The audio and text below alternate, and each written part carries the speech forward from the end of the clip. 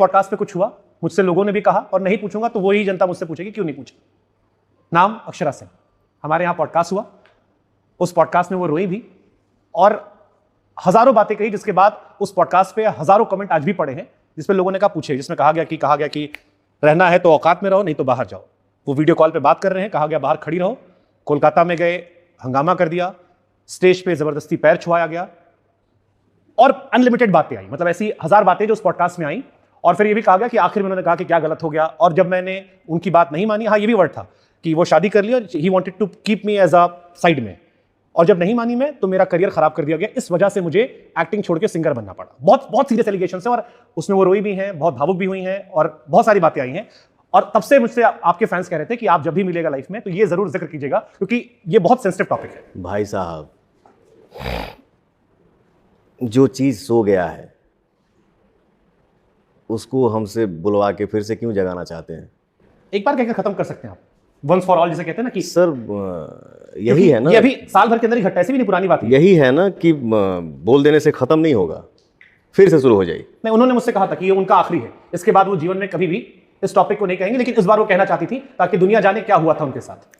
100 बात की एक बात, जब सब बना के ही बोलना है, सब जब दिमाग से ही बोलना है, तो उसका सर मैं बोला ना कि हर बात का सफाई नहीं देना चाहता। भगवान के घर में देर है, अंधेर नहीं। मैं क्या हूं, आप क्या हैं, हमारे बाप दादा कह गए हैं कि बेटा दीवाल का भी कान होता है।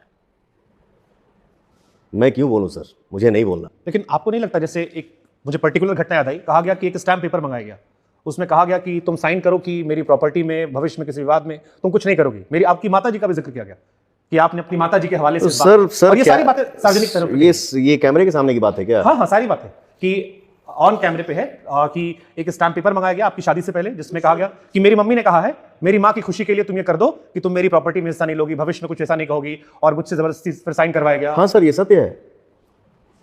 जो सत्य है मैं बोलूंगा, बोल ही दूंगा, ये फैक्ट है। पवन जी, बहुत और ये बातें क्यों हुई, मेरी मां ने ये बात क्यों बोला, काहे बोला, ये भी तो सोचना चाहिए ना। अगर पवन सिंह का और शुभांकर मिश्रा का दोस्ती हुआ, ठीक, शुभांकर मिश्रा ने पवन को बैठने का मौका दिया। भोजपुरी इंडस्ट्री में मैं नहीं बोलता सर, लेकिन होता है, मजबूरी हो जाता है कभी कभी बोलना। आप अपने जो आप चैनल चला रहे हैं उस पर लिखिएगा कि भोजपुरी का सलमान खान कौन है, या ये गूगल पे ही सर्च कर लीजिए, वो दिख जाएगा आपको। मैं बोलता नहीं हूँ, मैं माफ़ी चाहता हूँ अपने दुनिया जहान से। इतना तो जरूर है सर, पवन को कोई पैसे से नहीं खरीद सकता है, बट आंसू पे जरूर बिक जाता हूं। पवन को आंसू ही खरीद सकता है। खैर, अगर शुभांकर मिश्रा ने पवन को बैठने का मौका दिया, भाई बैठो ना, और दोनों का जब क्लोजनेस बढ़ता जाएगा तो आपके परिवार में माता को, पिता को, बड़े भाई को जब पता चलेगा कि पवन का पीछे का हिस्सा क्या है, तो शुभांकर को एक बार जरूर बैठा के समझाएगी माँ, चाहे बड़ा भाई या पिता, कि जो कर रहे हो वो सही नहीं है। अगर तुमको यही करना है तो या तो तुम वही चुन लो, नहीं तो इसको चुन लो। उस वक्त आप क्या करेंगे? अगर आपको अपनी माँ से प्यार है, जाहिर सी बात है माता जी की बात सुनेंगे। तो सर मैं इससे ज़्यादा क्या बोलूँ? कोई बोलने को बोल दिया कि मेरे से ये करवाया गया, मेरे साथ ये हुआ, मैं ये नहीं बोलना चाहता हूँ, माफ़ी चाहता हूँ अपनी जनता से, बट भाई ने खुद दिया, भाई खुद नहीं दिया, सॉरी माफ़ी चाहता हूँ। नहीं ठीक है, वो भाई ने, हमारे यहाँ भाषण समझते हैं, खुद भाई ने छेड़ देना मतलब। भाई ने पूछा, बट उनसे आप ये नहीं पूछिएगा कि मैडम आप किस स्थिति में पवन सिंह के साथ बैठी और आपको बैठाया। उनका कहना था आप उस टाइम क्या थी? उनका कहना था कि मैं उनसे बहुत, ये भी उन्होंने जिक्र किया कि मैं उनसे बहुत प्यार करती थी, मुझे उनसे शादी करनी थी, मैं अपने घर से रोज सुबह उठती थी, उनके घर जाकर उनको उठाती थी, खाना खिलाती थी, उनकी पूरी दिनचर्या की जिम्मेदारी मेरी थी, ये उन्होंने जिक्र किया। मैं आपको एक सीन, अगर आपने, क्योंकि ये जिक्र है, क्योंकि लास्ट डे जब उनसे बात हुई थी, रहना है तो औकात में रहना पड़ेगा, नहीं रहना है तो ये भी फैक्ट है, रहना है तो ढंग से रहिए, नहीं तो नमस्ते प्रणाम करिए, ये सत्य है। आपको जो लगेगा आप वो करिएगा, अब मैं उसको एक्सेप्ट करते जाऊं? नहीं कर सकता। अगर मैं गलत हूं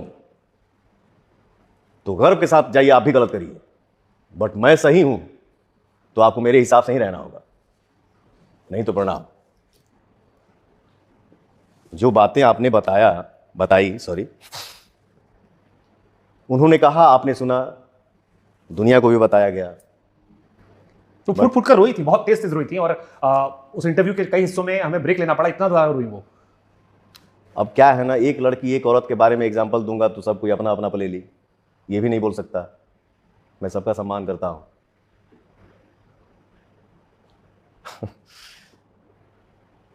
सर मतलब मैं आपको ये इसलिए बता रहा हूं, देखिए हर तस्वीर के दो पहलू होते हैं। एक वो होगा जो आपका आलोचक वर्ग है, जिसको इस पे मौज काटने का मौका मिल गया।